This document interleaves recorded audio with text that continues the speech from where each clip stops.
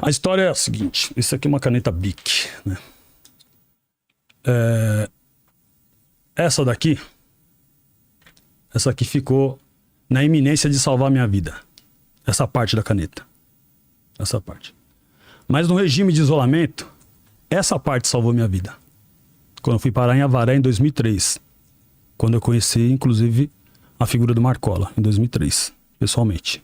Isso aqui salvou minha vida. Porque eu cheguei em 2003, e aí envolve também a operação policial, eu chego em 2003, envolvido em tráfico dentro da prisão. Eu caio numa operação, um grampo telefônico, e eu tinha que sobreviver dentro da prisão e tinha que dar meu jeito. Certo. Você chega grande na prisão, você tem que permanecer grande, senão os caras vão montar em cima de você. Então eu conheci o caminho do tráfico. Montar significa... Montar no sentido de diminuir, você ficar sugestionado ao sistema, a alguém. Então eu cheguei na condição de patrão, eu tenho que me manter patrão. Perfeito? Atitude, proceder, em dia. E nessas minhas andanças, o que você acumula no crime?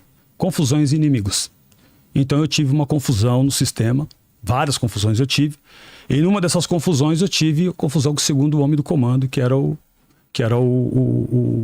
Sandro Gulu, que faleceu lá em, acho que salvo me engano, 2004, 2005, em Mirandópolis. E por que isso me salva? Nesse grampo telefônico que eu caio, e eu envolvidaço nesse mundo do crime, eu caio no grampo telefônico e sou levado pro DEIC, pela 5ª Delegacia de Investigação do Crime Organizado. Eu caio no grampo telefônico envolvido com droga dentro da cadeia. Eu vou pra cadeia. Meus parceiros foram presos na rua e eu sou levado de dentro da prisão pra custódia do DEIC. E como se deu essa logística? À noite eu tô falando com o pessoal na rua, fazendo merda, falando de droga, falando isso, aquilo, outro. O pessoal tava tudo grampeado. Eu acabei falando, acho que se eu não me engano, naquele momento eu falei minha matrícula identificou aquele nome, aquele grampo a uma pessoa. E me acharam lá na penitenciária. Os caras entraram em cana na rua, droga, armas, fuzis. Fuzis foram apreendidos, mas desapareceram do corpo do processo, no flagrante. Drogas puras foram apreendidas, mas sumiram do corpo do processo. E ela foi negociada comigo, sentado na cadeira ali da permanência, e a minha droga sendo negociada, em tese, a droga da época, sendo negociada no pátio. E o policial ainda faz aqui pra mim assim, debochando de mim, tá vendo aí? Eu tô vendendo pro mano que tá preso no Dakar. Ele liga pro cara e negocia e fala, tá aqui, e o funcionário do cara preso lá, vai lá no pátio e pega. Peraí, se eu fui preso por tráfico, o que tá acontecendo com a minha droga que não tá sendo apreendida e tá indo pra um outro sistema de tráfico? Bom, ponto. Estou ali preso nesse sentido e essas coisas acontecem. Inclusive um carro da minha esposa, que lá atrás, depois eu encontrei um deles na cadeia. Minha esposa sempre foi trabalhadora, eu sempre fui pai de família. Chego em casa, a minha família, minha mãe não precisa saber de nada. Nunca envolvi ela em nada. Tem até um momento que eu vou dizer pra vocês que eu poderia ter acabado com a vida da minha esposa, mas o discernimento, a sabedoria e mantê-la como minha esposa salvou a vida dela e salvou minha vida e não complicou a minha vida mais ainda. Então, enfim, nesse momento que eu estou lá, eles chegam e falam pra mim assim, e a maré a turbo? Eu falei, maré a turbo, eu tenho que meter o louco. Maré a turbo da sua mulher, que você comprou do fulano, assim pra ele poder ir na fuga com você. Realmente eu comprei uma maré de um cara pra ajudá-lo, que a gente tava tentando comprar um muro pra gente fugir da penitenciária em São Vicente. Eu compro a maré dele e dou pra minha mulher pra ele poder financiar a fuga dele. Isso ficou lá, mas como vinha sendo grampeado, monitorado, eles sabiam desse carro. Mas é o carro da minha esposa, eu dei lá o carro pra ela poder me visitar e levar as crianças, a minha filha pra escola, e, enfim. Minha mulher não tem envolvimento nenhum. Eu fui transferido de São Vicente, então, nessa ocasião, não consegui preparar a fuga lá, frustrou, fui transferido para São Paulo. Em São Paulo, eu caio nesse grampo telefônico e eles falam desse carro. Quando eles falam desse carro, eu falei, tudo bem, tá aqui, me mostrou as provas, eu falei, beleza. Vamos fazer o seguinte, para eu não pôr sua mulher no papel, minha mulher trabalhava no banco. Eu trabalhava, acho que era Bradesco, na parte dos seguros. Para eu não pôr sua mulher no papel, eu quero esse carro. Mas você vai pôr minha mulher no papel porque minha mulher não tem nada a ver assim, não. Lavar dinheiro, pra mim, lavar dinheiro, nem dinheiro tem. Eu mantenho minha mulher ali e tal, beleza. Qual que é o acordo? Me dá a maré, me dá mais tanto, se não me engano, uns 50 pau, e a gente não põe no processo. Beleza, eu tô sugestionado, eu tô refém. Tá aqui, corro atrás, resolvo, tá, o carro foi lá, ela chegou lá com o recibo assinado no nome de uma loja dos caras lá de Laranja, dei a maré, minha mulher tremendo, falei, pode vir, o doutor deu a garantia, falou, ela pode vir. Minha mulher foi ouvida a termo como testemunha, assinou, eu ouvi lá, tudo beleza, minha mulher foi embora. Livrei minha mulher disso, me dei mal lá, fui indo, eu ia ser levado pro regime de Presidente Bernardes, no isolamento de Presidente Bernardes, mas a polícia, no momento que eles se dignaram, eles continuavam monitorando os telefones que estavam na prisão e nesse sentido eu estava sendo decretado a morte.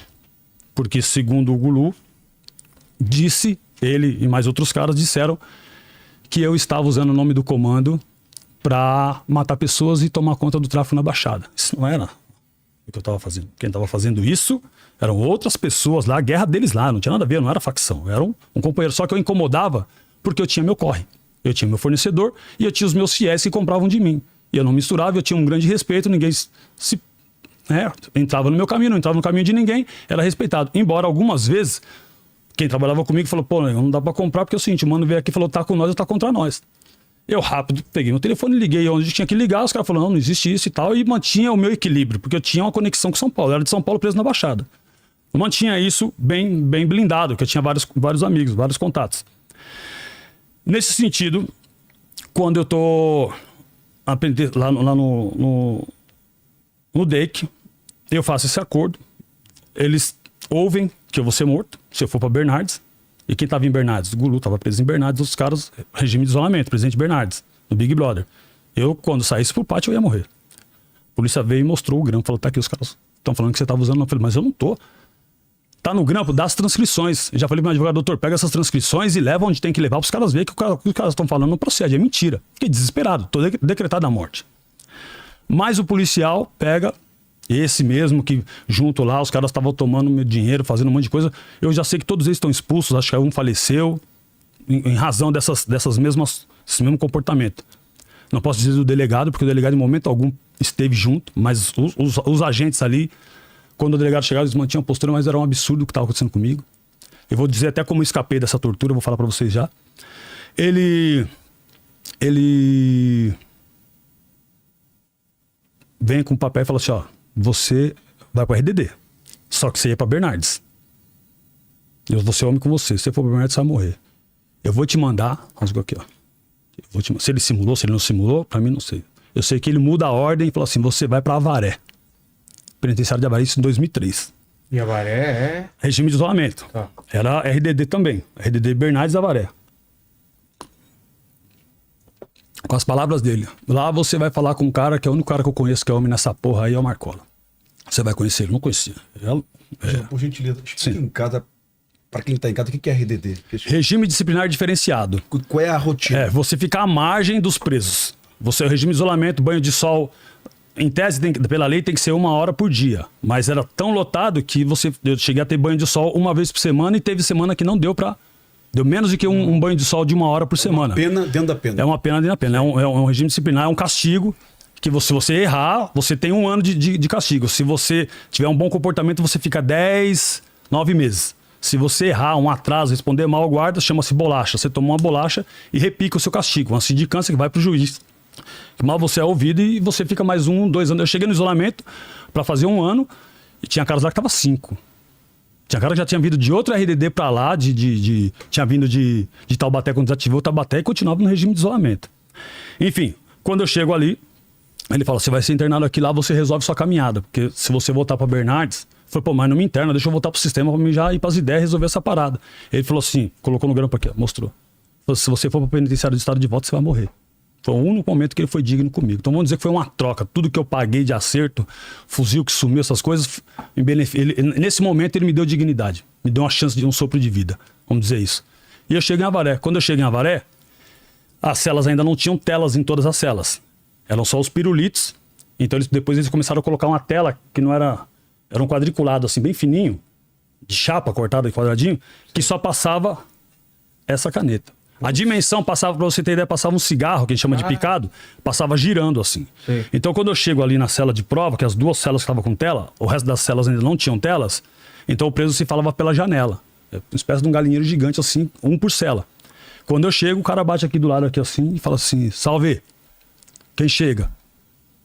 Aí eu falei assim, fulano, tá vindo de onde? Que é o questionário.